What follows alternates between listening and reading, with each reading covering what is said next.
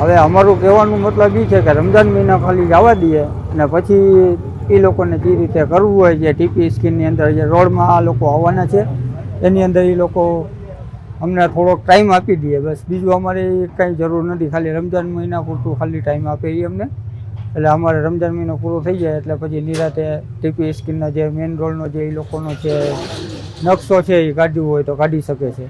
અમને ખાલી સોમવાર સુધીનું જ કીધું છે કે સોમવારે એ કે તમે તમારી તૈયારીમાં રહેજો. તો અમારી અરજી છે કે ખાલી રમજાન મહિનો કાઢી નાખે અહીંયા, બાકી જે 3 મહિનાનો વિસ્તે છે અહીંયા તો એ કંઈ કરવાના છે નહીં. બસ અમારી તો એ છે કે રમજાન કાઢી નાખે.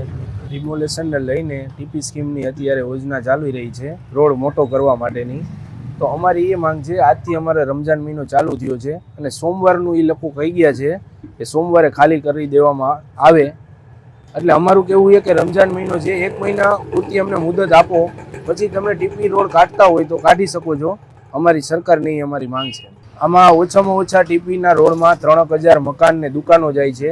હવે 3 દિવસ જ બાકી છે. 3 દિવસમાં મકાન કે દુકાન કોઈ પણ વ્યક્તિને મળે નહીં, કે મકાન ન મળે અને ધંધો ફેરવવો હોય તો ધંધો ન ફેરવી શકે.